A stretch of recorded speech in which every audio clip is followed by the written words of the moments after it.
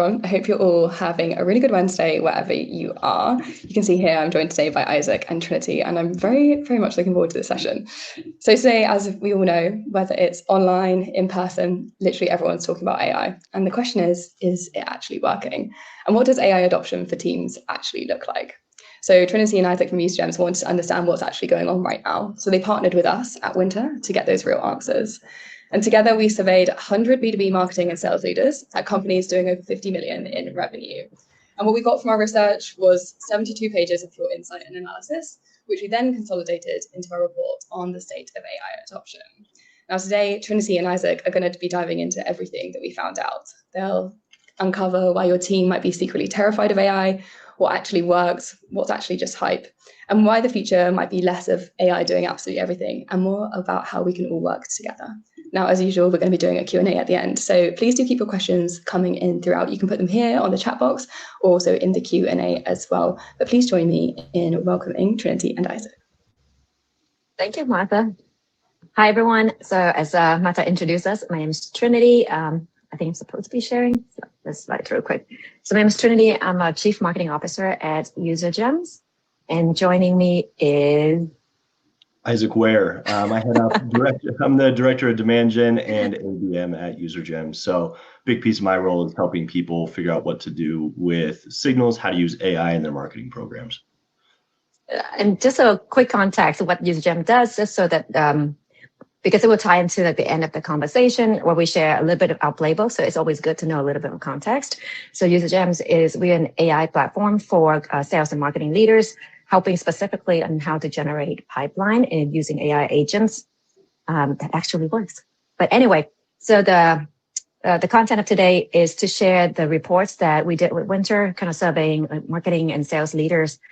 So as you know, it's overwhelming out there. There are a lot of headlines about AI, and we all know that we need to lean into AI, adopt AI.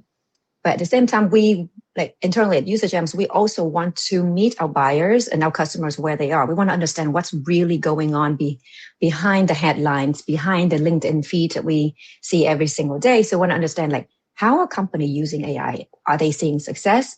Just so that we can unpack and figuring out what kind of a content or what kind of product or what kind of playbooks, a success recipe that we can share with, so that we can all learn and figuring out how to bring AI into our workflows and processes a little bit easier and faster. So with that, let's start out with the first finding we got. Yeah, whenever you run one of these surveys, you're always hoping for an oh wow or a holy shit moment out of the data. And this was kind of ours right here. Only 7% of these marketing leaders were actually seeing success with a clear ROI from AI. And within the LinkedIn bubble and within all of our little spaces online, we're seeing people tout hundreds of thousands of dollars in savings and added revenue with AI. But in reality, a lot of people aren't actually seeing that. And a lot of what we are seeing, though, is the results of 97% of people being interested in investing the same amount or more in AI in the next 12 to 18 months. So people aren't seeing the ROI from it, but they're going to be dumping money into it. So they're really bullish online and really outward facing, very confident in what they're doing with AI. Yeah. And I just kind of like to share a little bit too, so when we surveyed these leaders, 98% of people said that they are using or experimenting with AI already. So everyone is leaning in, but like Isaac said, the measurable ROI impact is not quite there yet. It's very early days. So that's a 7%. And yet 97% will continue to put money into this. So that this is kind of the optimism that we all believe that AI as a technology is here to stay, but we haven't yet figured out how to make it work or measurable impact for us quite yet. And then so we want to understand it. So let's unpack it a little bit further. What is the number one blocker to AI adoption? And you would assume that it's some kind of technology, it's challenging, it's new, no one really knows yet. But actually the number one blocker, so 30% of sales and marketing leaders said that team resistance was the main challenge for AI adoption. So it's a very human challenge. Our team is worried that they are training their replacement. And this is like more on the soft side of leadership that we need to think about as we start saying, like, let's lean into AI, let's use AI. Think about this part first. How do you make sure that your team feels safe and secured and have time and space to develop, to learn AI and then bring AI into their process, but not worried that they will lose their job at the end of the day. So this is the number one challenge. So this is one of the quotes. So the AI can be super intimidating for team members to adopt. They know they need it, so everyone knows, but they're very worried that it will replace them if they prove that how effective it is. Also, like, again, all the headlines we're seeing a little bit clickbaity, but that now creates fears within our team members. And at the end of the presentation, we also share like how we adopt AI into our own internal process. And this was the very first thing that we kept in mind as we implemented AI, to make sure that our team feels safe and secure in their role. Even if the AI project is very successful, it actually will help them like get promoted, make more money, et cetera, et cetera. So this was the number one area that we focused on when we started implementing AI. The next piece that we saw too was that leaders, when it's more of an anonymous survey, were actually willing to admit that they don't fully understand AI's capability. And everybody out there kind of right now is saying, here's how I'm vibe coding this and here's how I'm building this. But in reality, most people don't actually understand what they're able to do with AI. And we've seen this over and over again with how people are speaking about it, but also how they're actually acting on it. One of the quotes that we saw from this too was, real success means facing these concerns head on. That includes giving teams the time to learn, space to adapt, and a chance to find personal value in using AI rather than pushing adoption from the top down. Going on to this next piece, out of all the stats that we got out of this, there are 3 things that we found that you must have if you want to actually reap the benefits from AI from all these leaders. The first one is not AI for everything. You have to be intentional about how you're using AI, whether that's specific agents or specific AI tooling for specific use cases, but you need to have clear inputs and outputs. You can't just dump information in and take whatever it takes out of the back end of it. The second piece is you have to treat AI like a team member. This means training it like a team member, having somebody manage the AI like a team member, coaching in training the AI, and actually overseeing it on a monthly or on a specific cadence. The last piece is clean data and good prompts. We kept seeing this one over and over in there. And again, the good prompt side of things really stems from what everybody's talked about with ChatGPT. But for most of us, we're using it on the tool side of things or an agent side of things. And that for us means clean data going into the agent or going into the tool. You can't layer AI on top of bad data, because some of you have heard you put crap in and you get crap out. On this side of things too, AI is pushing out more and more volume. The more bad data you put in, you're just getting a higher volume of bad outputs on that side of things.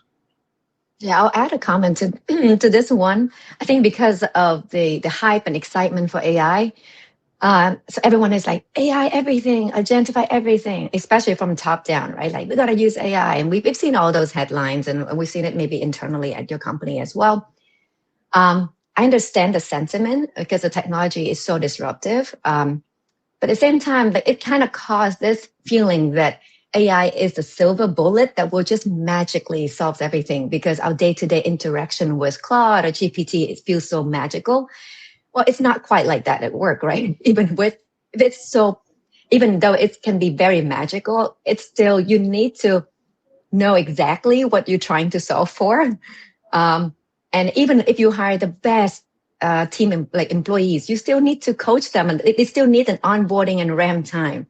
And you need to give them the right data too. It's not just like, here's the key to my kingdom, solve all of my business problems, here you go.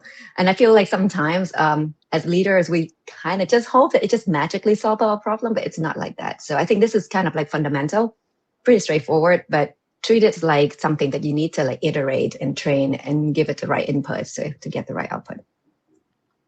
Yeah, Donald, I liked Donald his call out in the comments here. His experience with human interns is that in the near term, their productivity reduction. Wondering if there are any estimates on the cost effort of points 2 and 3 here. Yeah, 100% of just like humans. There's that training period. There's that ramp period. Viewing that on the AI side too is very applicable.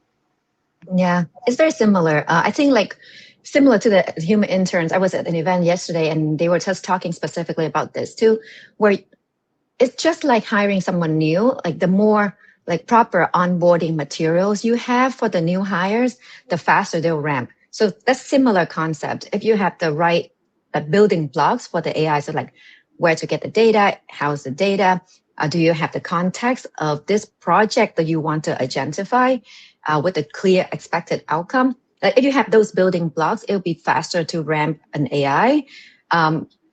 Once you have those, then I think because of the ability of AI to, as a technology, right, to ingest a lot more data and just spin out answers and analysis a lot faster than like realistically like human brains can, then I think once you have the building blocks, then the productivity reduction of an AI versus like say a person like me would be a lot faster.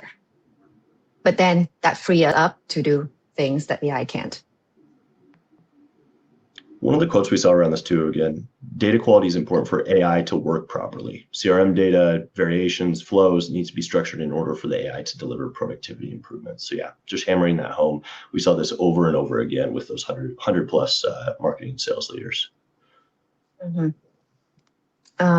And AI does hallucinate, like, as we all seen it in our day-to-day usage of like just regular like GPT. When you give it, it has ability to take in a lot of information, but you still need the human in the loop to verify because it does hallucinate. With the new models now, the hallucination has definitely come down. So we have a data science team that tests all the different models whenever any new model comes out. So the rate of hallucination has come down. But even so, hallucination does happen. So make sure that you still have like the human in the loop. So talking about human in the loop, so we asked folks like what type of task would revenue leaders want to be like fully AI versus fully human and somewhere in between. And interesting enough, like initially I was thinking that thing is like task that is more like data heavy, kind of like forecasting, account lead scoring, things like that. I thought it would be like mostly fully AI because it's just a lot of data dump, right? But even with those tasks, leaders still want humans to be involved in the loop. So like that's the green teal parts. You can use AI a lot more for those like data heavy tasks, but humans are still involved there. On the other end of the spectrum, things that is like requires more creativity, building relationships with the customers, making like strategic bets. So these are kind of like decisions that where you like when everyone zigs and you zag, that kind of decision, those kind of tasks and projects stay fully human. So as when we interviewed all the leaders, so we start trying to figure out like what is a success formula for AI adoption, and these are the four steps, and it's really interesting because it starts with human, the purple one, and it ends with humans in the loop. So again, like yes, as innovative and disruptive AI technology is, humans are still very critical in at the next stage of technology and stuff. So first piece, team buy-in. Remember the 30% of leaders said that the number one blocker was team resistance. So make sure that you get your team buy-in, set clear goals for them, work with them, and train your team on what this means for them. Like if this project is successful, what does it mean for their job? So start with the team buy-in. Number two, specific use case. Don't AI everything because that doesn't mean anything. Clean data and prompt. We talked about this quite a bit. Garbage in, garbage out. And the last piece, humans still need to be in the loop. So those are the four steps. And to make this a little bit more tangible, so we want to share a little bit on how we've done it internally for our own processes. And we'd love to kind of get your questions and discussions as well. This is just our journey, so it doesn't mean that it's a one size fits all, but just kind of want to share like what's working for us, how we did it. So here are the three projects. Yeah, here we go. Oh, go for it. Yeah. No, go for it. So yeah, we want to go through some examples of how we're using this on the marketing side, especially.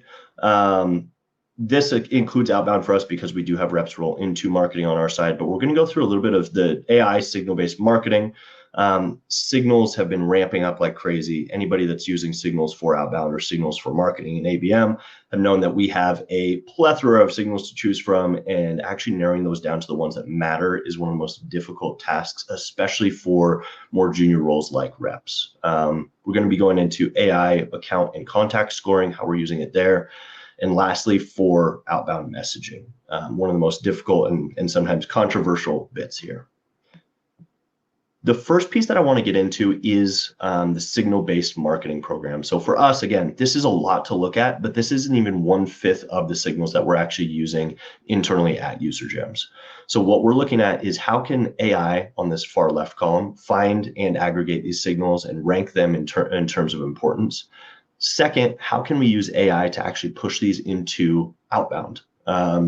AI in general, we've all been on the receiving end of really terrible outbound. So how can we use AI to actually accurately use these and use them in a more human way? And then lastly, we're going to be looking after the ABM program side of things. Like how can we actually use these for ABM, aggregate them all for account scoring and account selection? Yep. So I'll show you a little bit of like how it looks like for us, and it's a busy chart. But I want to call out something. When people talk about AI, a lot of time people just think about the front end of stuff. So how to build a landing page, how to write content. That's kind of like the end output. We used to think of that as AI because of generative AI.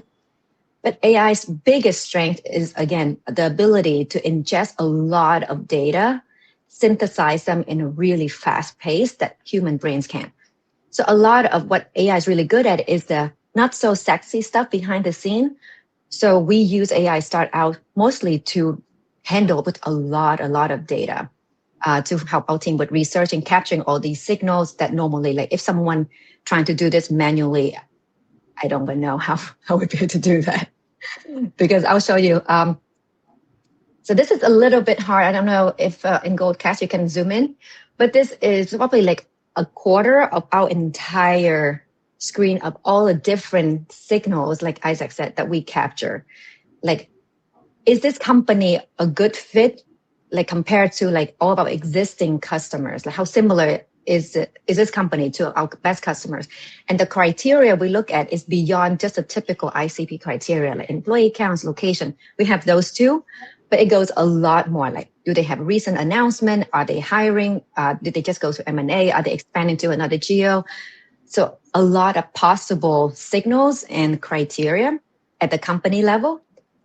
And then what if you could scroll down, which we can't in this one because it's just a screenshot. Just imagine the second section of this is at the people level signal, like who's in those companies? Anyone that we know, anyone that knows our customers, are they hiring for someone under their team, etc. So a lot of the people level criteria and signals. And then if you see that those like dark purple boxes, and each of those are the score that AI weights for each of these criteria, just based on like with all these criteria compared to our best customers, how heavily do we want to weigh these criteria? But as a humans in the loop, like we mentioned earlier, our team, Isaac, his team can go in here and edit it. We're like, well, actually, we disagree with AI, or the market trend has changed. We want to make this a little bit less heavily weighted. We can edit it there. So this is how we capture all the signals, but also start scoring those accounts so that we know at any given point in time, out of our entire like ICP TAM, like 10,000 accounts, which accounts are the warmest that we should prioritize shifting our budget over. So that's how it looks for us. And this is something too, anybody that's built a manual scoring model, which I had done or attempted to do weeks before we actually built this internally at UserGems, the amount of data points and trying to decide how you score these is nearly impossible for a human to do accurately. So it was really cool being able to build this as a human and then bring this in on the AI side of things and have triple or 4 times the actual amount of signals that I was able to find as a human, and actually have AI use that, weight them a lot more accurately. And then again, on the right-hand side, actually be able to check those against our existing customers and do a gut check against those companies that are scoring high. Oh yeah, I remember that Google sheet. So nightmare.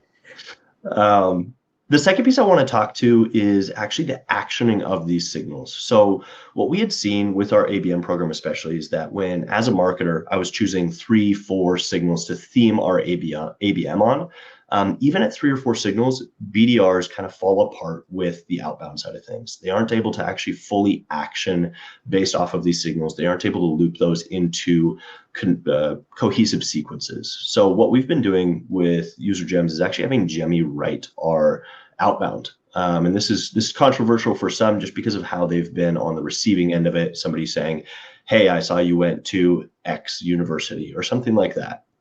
So for us, what we're doing is pulling in these signals like a past champion. So Sophia has her signal, main signal here, past champion, thanking her for bringing us to Clary back in the day. But not only are we doing that, we're doing something that's a lot harder to do as a human. We're looking at other contact signals at the same account. So we're saying, hey, Jon Snow is actually a previous closed lost op at this account.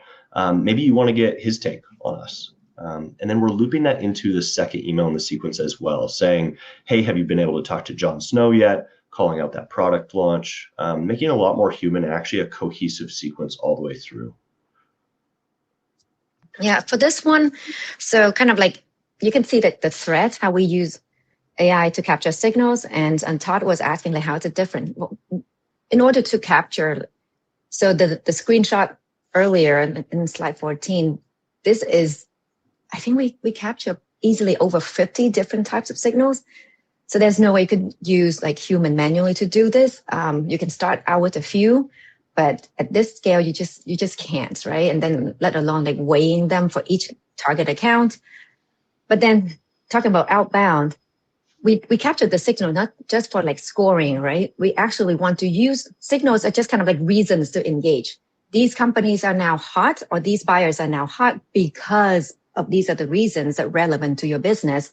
Then we should also use those signals in the outreach, like the outbound or outreach messaging, and kind of scatter it out. This is how like a really good rep would be writing the emails. Like, I'm reaching out to you because XYZ, or if they calls like, hey, you're not expecting this call, but the reason why I'm calling you is because your company is doing XYZ, and because you know so-and-so who's the best customer of ours. You know, like those are the signals. So you need to stop, like, using those signals, the same signals that you use to prioritize those accounts in the outbound messaging. But like Isaac mentioned, for outbound messaging, like it's really hard because you also need to coordinate with your SDRs or sellers. And it's easy for, if you are in marketing, it's easy for us to think about account level because there's like a few hundreds or a few thousand. But for reps, they have to handle one-to-one at the people level, right? For each buyer. So to them, they have to work like at least like 1,000 to 2,000 one-to-one like interaction every single month. So when you have a lot of signals and campaigns, it's really easy to drop the balls and miss things. So when you use AI for outbound, make sure that whatever the outputs you have, like the information or the emails, need to show up right where your reps are working, wherever that is. It could be in Gmail, it could be in Salesforce, HubSpot. For us, we use Outreach. That's the screen from our reps. So when they start executing the task, we already pushed the AI outbound messaging, like what Isaac just shared, directly into the Outreach. So you could see on the right-hand side. But we also have this little like co-pilot cheat sheet that pops out and say like, this is the reason why this account was selected, and here's the reason why this person was selected. So as they review the message written by AI, they can kind of use this, humans in the loop to decide whether they want to edit anything to make it even more human. Or if they pick up the phone and call someone, they have the cheat sheet right there. And just like kind of talk about like the measuring impact for us. The ABM, signal-based marketing and outbound are like a huge part of our pipeline. So combined between outbound and ABM is probably around like 70% of our pipeline. So this is like kind of an outbound marketing, outbound selling. So we measure the impact of this like every single month. So since we start using like AI last October, we've been measuring like how does it change the impact. So we used to have around 12 outbound meetings booked, and this is combined between ABM and outbound per rep per month, so 12. And then by this September, so last month, August, it was 24. So we double our outbound capacity per rep in 10 months of using AI. On the marketing side, Isaac, do you want to take this one or do you want me to take this one? Yeah, definitely. Marketing side too, again, it helps improve our ABM program by about 50, 60%. A big piece of this is the alignment. Like I talked about, reps can only handle 3 to 4 signals. So being able to push that over to them. And then also we're picking the signals that a rep would use to select an account. That was really tough on the marketing side, again, because of that limitation. But now we're able to use AI to aggregate that, help them with the outbound, help them explain why they are using or why they are choosing these accounts and contacts, and help stack rank them for them. There's that side of it, the more analytical side, but there's also the very human side of they're just being worked now. A lot of people that launch ABM programs struggle with this piece of it, of reps not working the accounts that are chosen for ABM or not working them effectively. So for us, being able to have these accounts worked at a higher percentage just immediately has a boost in conversion to opportunity rate. And then I think a lot of time when we think about like AI for outbound, kind of going back to the rep side of things. So I'm kind of embarrassed to admit this, but so we always have like calling, like cold calling as part of our play, but it's not a pleasant activity. Like if you've ever done like cold calling, you know, it's tough. Like no one likes to be like being yelled at or hung up on, et cetera, et cetera. So our team was actually very scared of cold calling for a very long time. Until like now looking back, until we start using the AI, that our teams are booking a lot more meetings from calls, and they actually like doing calls because now they have the cheat sheet right in front of them. So I actually forgot to put one more slide in this deck here, but essentially our reps per rep, they make 3 times more dials, they have 3 times more conversation, and they book 3 times more meetings on calls now compared to before starting to use AI. So that's kind of like we kind of measured all that stuff. But going back to one of the points I shared earlier about team resistance, and maybe some of you are going through that right now. When we started using AI last October, we intentionally did not run any experiments where like humans versus AI. If you're working with CEOs and especially tech CEOs, this is very common request. Oh, let's measure that and see how it goes. Please don't do that, because then you just stacking your team against technology and they will be more resistant to it. What we intentionally did is whenever an AI helps book any meetings or influence any meetings, it's always a team win. So it's an AI, so in this case, Jemmy, with the name of the rep. So whenever there's any win, we always shout out Jemmy and the rep, Jemmy and the rep. It sounds very soft and very simple, but it took us about 3 to 4 months for the team to truly believe that AI is not here to replace them. So after 3 to 4 months, now the reps are the ones that actually shouting out Jemmy as their sidekick. And that's when you know that the team's leaning into it, because it's seen that AI helps them hitting or exceeding quota and making more money. So again, the human side of things, don't forget that as we lean into this like crazy technology to make sure that your team and your company is successful using AI. I love it. Awesome. Well, thank you everybody for listening in on this one. I'm going to pull the screen up, so if you want to actually dig through the report and actually see a lot of the data, and you're a big reader, pop into the report here. But we want to open it up for questions.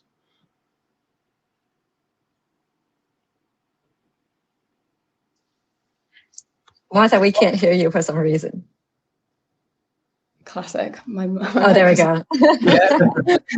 Sorry, like I said, new platform for us. But no, I was just saying thank you so much. It's so nice to see the results kind of in action as well, like you were explaining.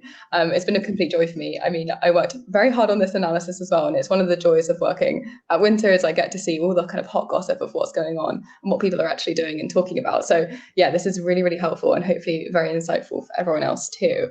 Yeah, we'd love to hear some of your questions if you have any, so please do pop them in the Q&A. I've got a few questions I'd love to dive into. And I think firstly, I just love that you're now kind of including calls too and seeing that human element come into play, like you said, like employees plus Jemmy as well.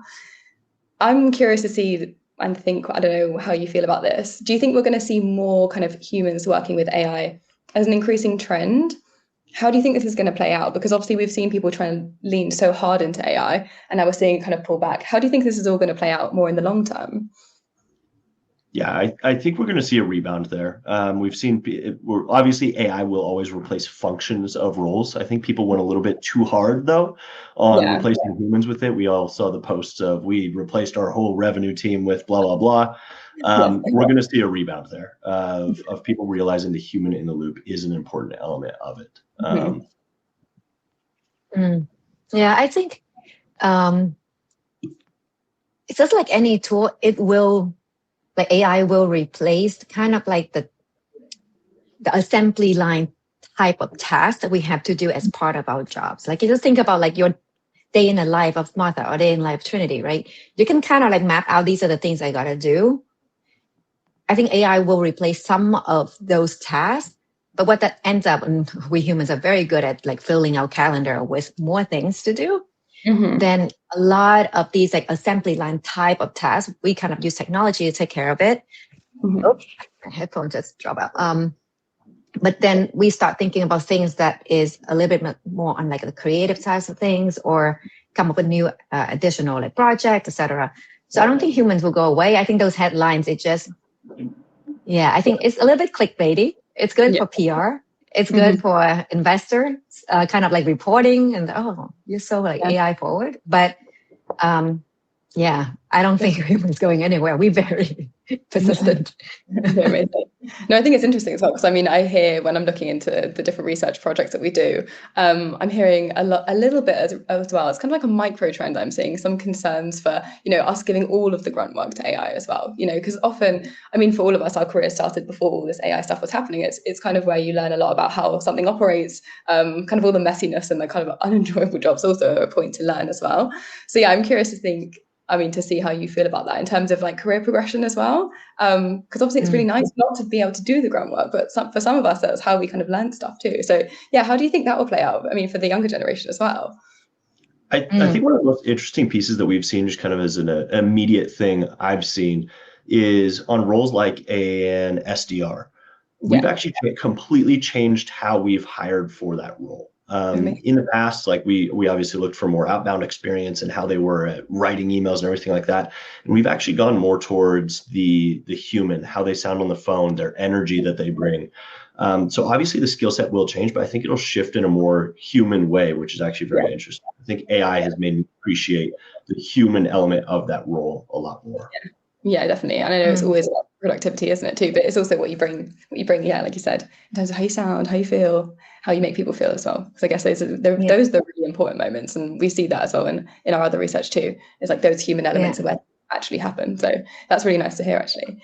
I mean, if you think about it, it's kind of going back to the fundamentals, right? Like if you think about selling, like sales is one of the oldest jobs in the human history.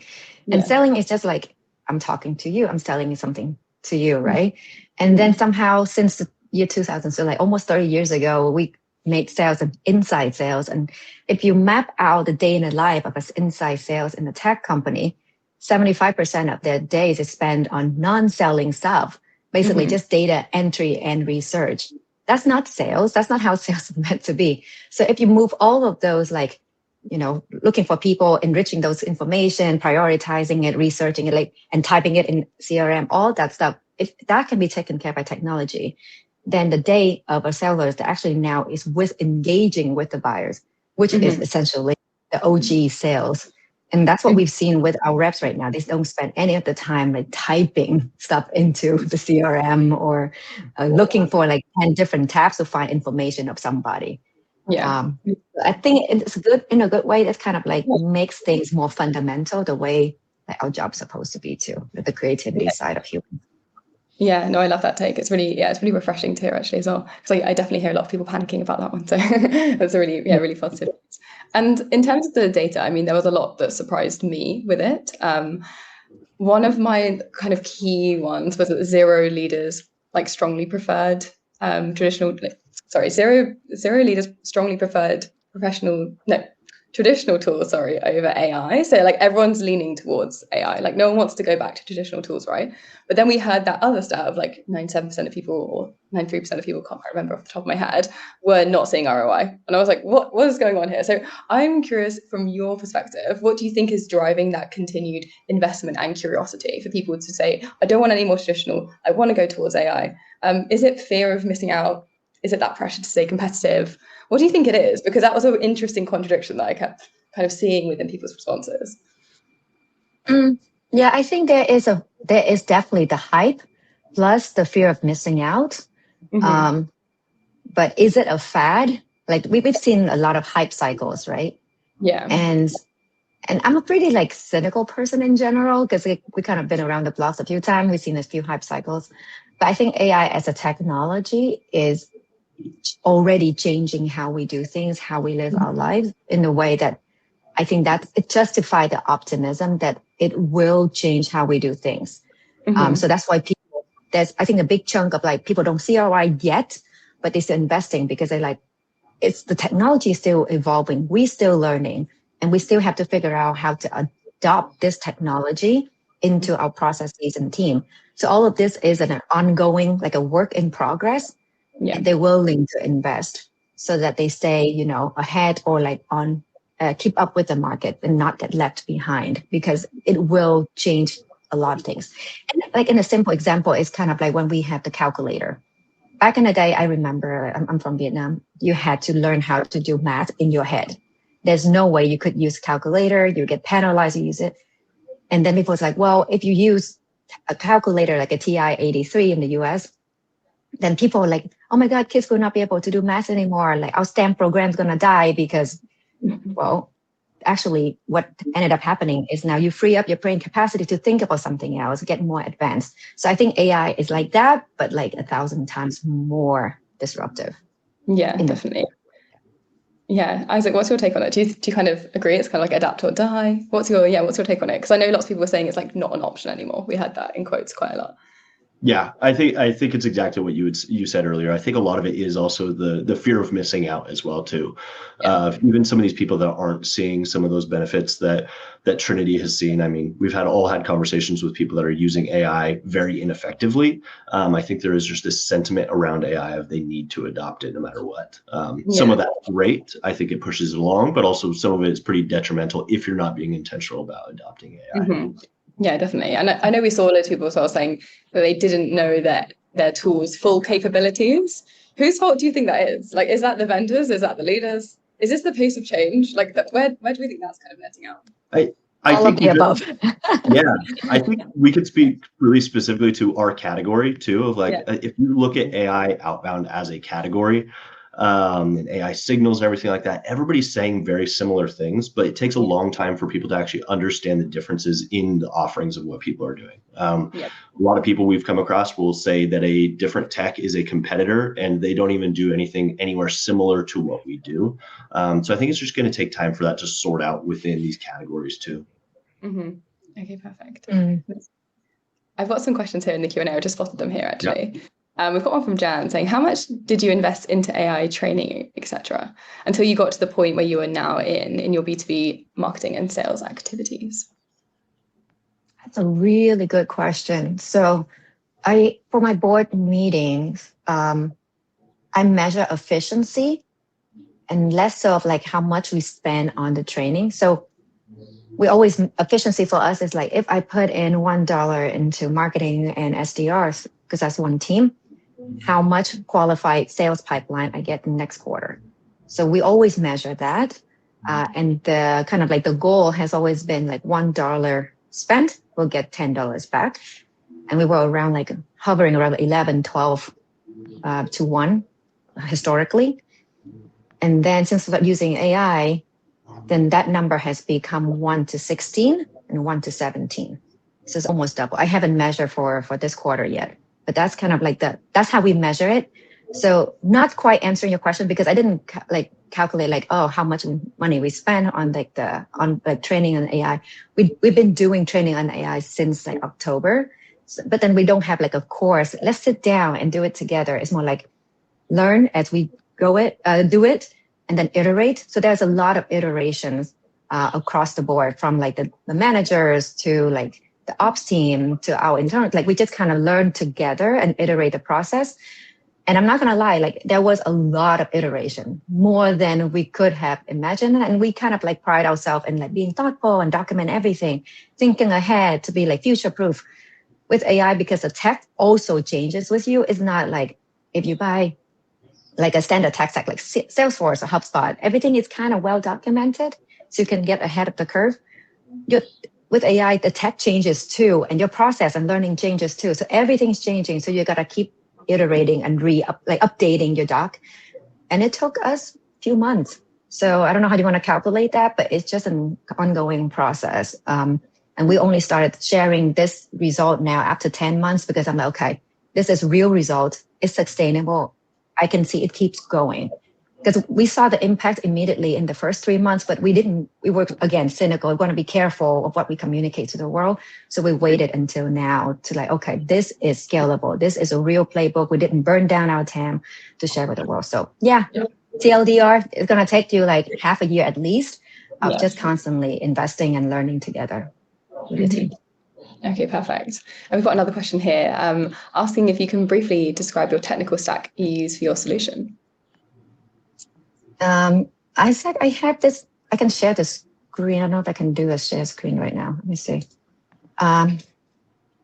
We have this view, and Isaac, feel free to chime in too. Let me see if I can pull this up from a different presentation of our tech stack. Clarity too around that one. Also, are you talking about like the tech stack of the product, or what we're using on the, like for our marketing program, like ABM and things like that? I would say for our marketing program, we use UserGems and humans. We don't have like a traditional ABM or marketing tech stack on that side of things. But Trinity will dive into some more of the specifics here.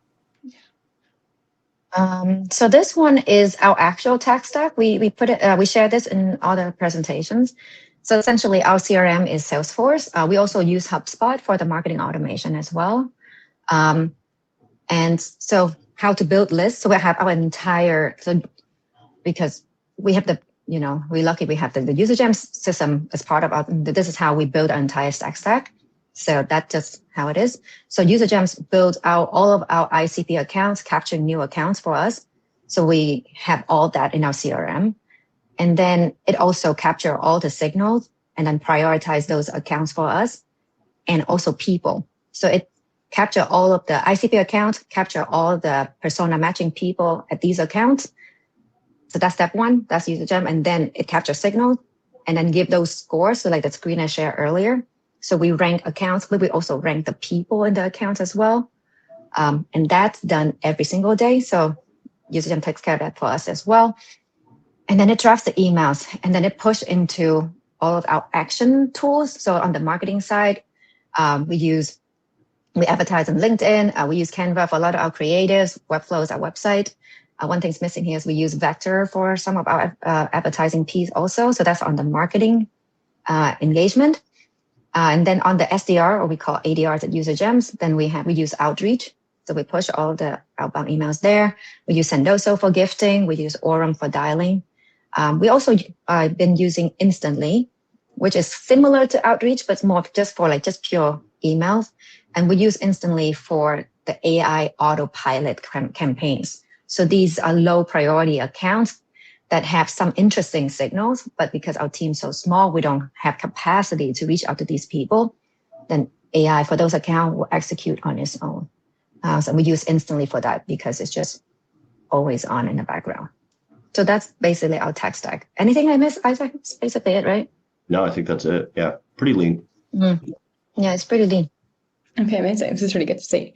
Okay, fantastic. I'm not sure if we have any other questions, but I mean, I've got one I'd probably like to finish with. Because obviously we've got lots of people in this call who are kind of B2B marketing leaders, and they might be listening and trying to figure out their own AI strategy. So for each of you, maybe we're going to have the same takeaways here because we all work so hard on the same report. But I'm really curious to know what your kind of main takeaways from this report that you'd like them to remember and take away from this. It's a fantastic question. I think it kind of goes back to the first one of like, yes, we aren't necessarily seeing the ROI right now, but if you are intentional, those 7% that are seeing the clear ROI are being intentional. They care about data quality. They care about execution. They care about treating it like a team member. I think that's one of the main things to actually take away from this is like, yes, the 7% is a shockingly low number, but focus on the 7% that actually are seeing the clear ROI from it. Yeah, definitely. And for you, Trinity? I say there are. I'd like kind of similar to what Isaac shared. Like, coincidentally, since we released a report, I also start noticing content that people share on LinkedIn or like newsletters or Substacks, etc. And a lot of those content is like, be intentional about where you deploy AI. Like, don't do AI everything. Yeah. Here's how you scope project for it, and here's how you measure it. So it seemed more like methodical compared to a year ago, where it's just like everything. So I think that's the biggest takeaway. I'm curious, like next year when we do this report again, like how has the trends changed and what are the new challenges now? So I think that'll be really, really interesting. Yeah, definitely.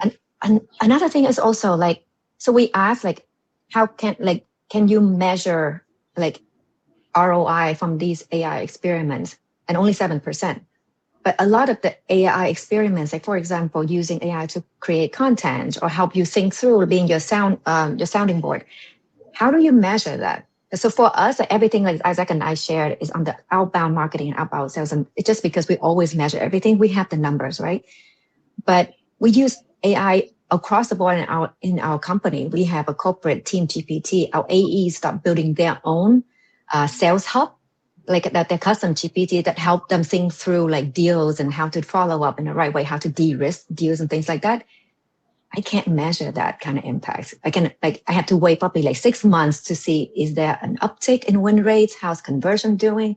But it's actually harder to measure productivity gain and some other stuff. So maybe people are seeing success, but they are just more strict about like how they want to measure ROI too. So I wouldn't be too cynical about the 7% yet. Yeah, definitely. I know in our like CMO buyer journey report we did one in 2024 and then one this year. And 2024, no one said they were using AI, or they weren't honest about that. Maybe they were, maybe they weren't allowed. Who knows? And then this year it was like 24%. And we think it's definitely going to double by next year, whether they were using it as, like you said, as a sounding board or to look up a tool or anything like that. So I'm really intrigued to how this is going to shift, how this is going to change. But I think one of the key takeaways that I love from this is the human element, like you said. The kind of return to being human and being ourselves as well, which I think is really refreshing within this, especially as we know everything's based on human connection and kind of getting to know each other as well. Like it's just hopefully all robots talking to robots, which seems to be what it sounds like on LinkedIn. So for me, it's been a complete joy to go through this report. And like I said, I learned so much from doing this all with you. So thank you ever so much. And I hope for everyone who is listening today that you've got a lot from the session. Like I said, I'm going to be sending out all the slides, the recording, and some notes as well from me. So you'll have lots to look back on and think about. But if anyone has any questions at all, feel free to reach out to me about anything about Wynter.